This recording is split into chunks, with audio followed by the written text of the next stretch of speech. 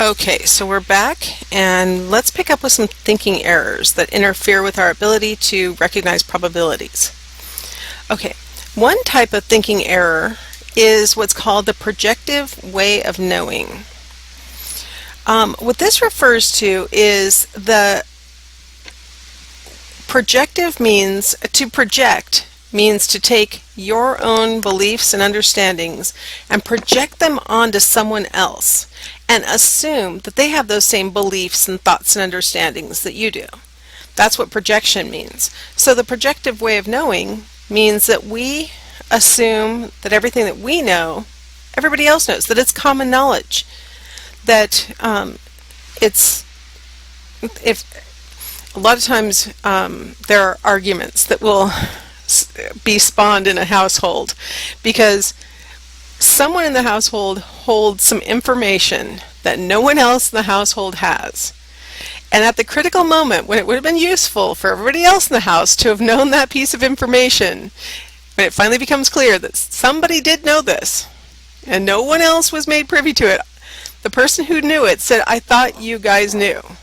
Right? How often have you guys had those arguments where you're like, "Why didn't you tell me that people were coming over tonight? I would have, cleaned up." Or, "Why didn't you tell me that there was homework due tomorrow? I would have done it. Why didn't you tell?" And the person who held the information will say, "Well, I just assumed you knew." "Oh, sorry." Well, that's the projective way of knowing, where once we know it, we assume everybody else does. Now, how does that impact our understanding of probabilities and things in research?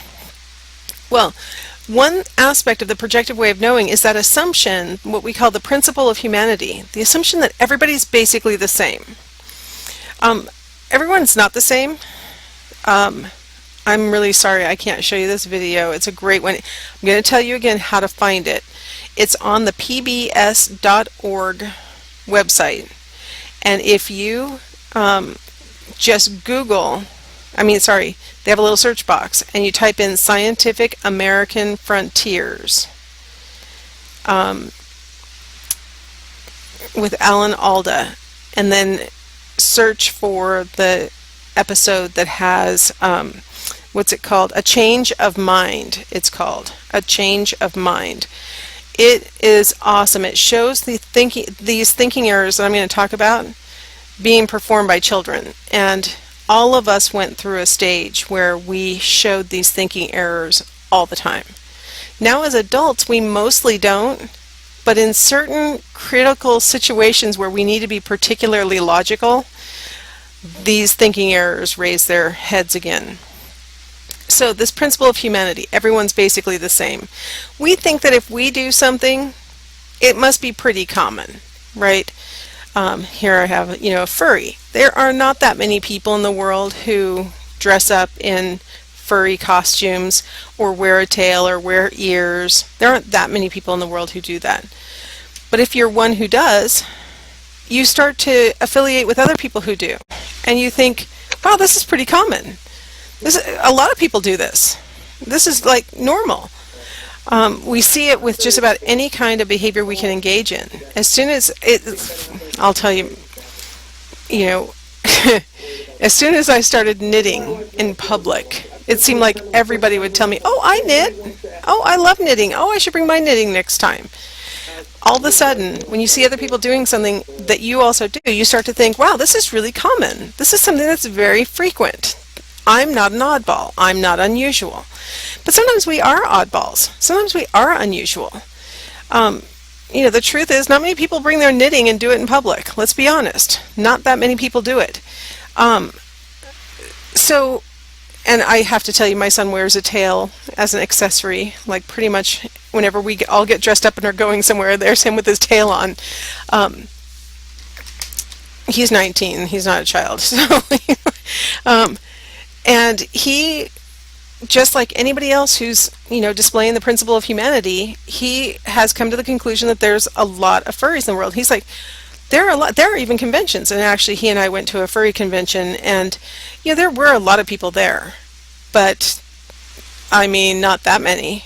I mean, it's nothing like a psychology convention, I can tell you that.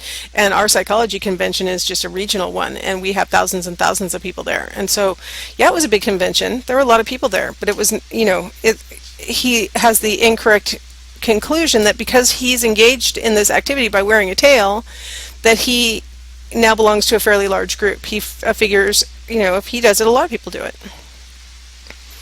Now back to the knitting. This illusion of simplicity link that I've got for you is, I like to show it in class because she's showing you something that if you don't know how to do it, it's pretty hard. And your first time that you try and learn how to do it, it's kind of complex. But she utters the classic phrase that people who are suffering from the illusion of simplicity utter, which is, if I can do it, anyone can.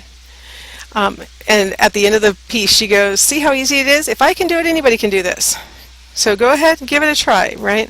That's the illusion of simplicity. We underestimate our own skills sometimes, saying, maybe through our hard work or our interest or our skill, our inborn skills, we have some kind of ability that we assume that if we can do it, everybody must be able to do it. This can't be that hard. How come you guys can't do it? Wow, that's shocking. It's so easy. That's the illusion of simplicity. Okay, now obviously we can't do this little demo, but I want you guys to see what it is. Okay, so what I have students do, and I used to have them do their social security numbers, but now I've opened it up to any two-digit number that they want that's meaningful to them. And so I tell them, write down any two-digit number, and it's okay if the first digit's a 0, just any 2 digits that are meaningful to you. So it could be your phone number, your age, whatever.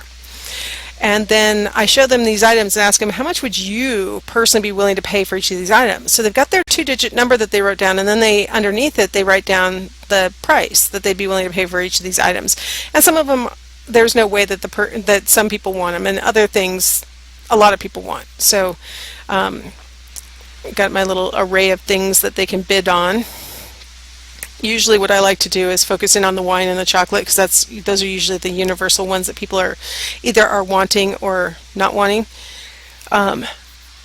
So they've written down their price that they're willing to pay, and then what I do is divide the class up into people whose two-digit numbers are 30 or less. So anything between 00 and 30 are the low category, and then anybody with a 70 to 99, they're the high category.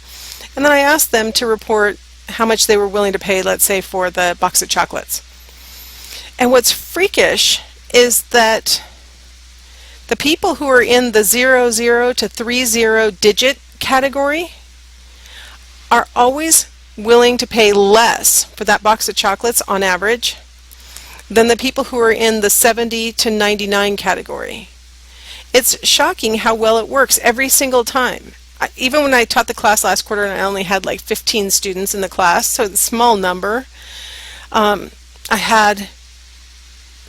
there's sort of this effect that happens when you have a number in mind when you start to make your bid prices. It's called an anchoring point, where because you thought of this 2-digit number and then started thinking of values, the 2-digit number serves as a an anchor. And that sort of becomes your starting point, even though that 2-digit number had nothing to do with the bids that you were making. All right, here's another example.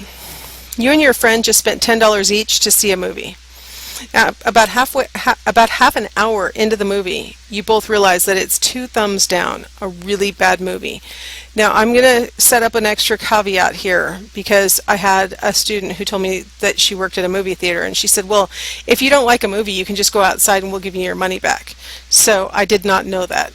Let's pretend that's not true. If you were aware that that's the policy, let's pretend like that's not true. You are stuck. You have spent your $10. You can't go get a refund 20 minutes into or half an hour into the movie. So what do? You have already spent the $10. You're not getting it back. You're in the movie theater. You don't like the movie. What are you going to do? Usually in class I have like a split. Half the students are saying, well, I paid for it. I should wait it out and see if it gets any better. Maybe it'll get funny at the end or whatever.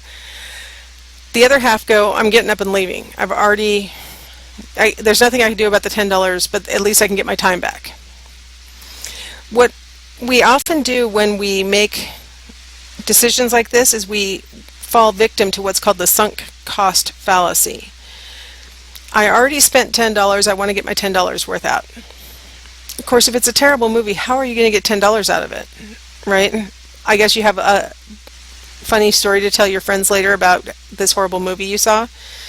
I mean, I can't judge if we sit through it for that reason. My mom and I sat through a movie that was on TV.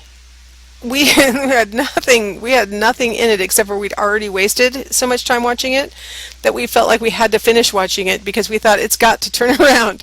It's got to get better at some point, right? It never did.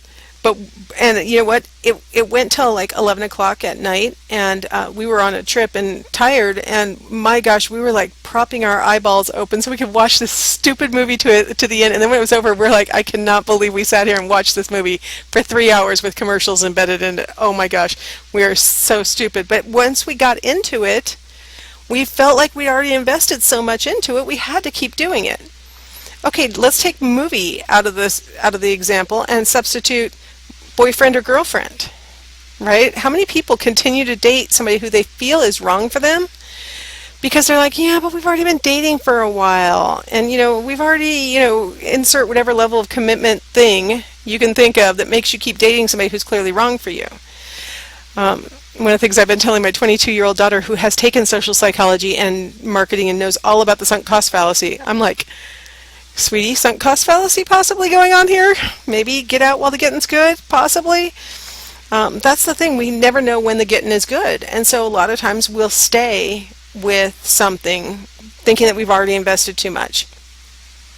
This is an important point for us as budding researchers, because sometimes we say to ourselves, well, I've already done all the reading. I've collected data twice and it keeps not coming out the way that I predicted. I've got to stick with this. I've got to make it work. I got to keep trying, right? Because I've already invested so much into it. Sometimes it was just a dumb idea and it's time to abandon the idea. Sometimes it's best to cut our losses and move on to another topic. But once we get really invested, we are really reluctant to do that. Okay, so that was another thinking error.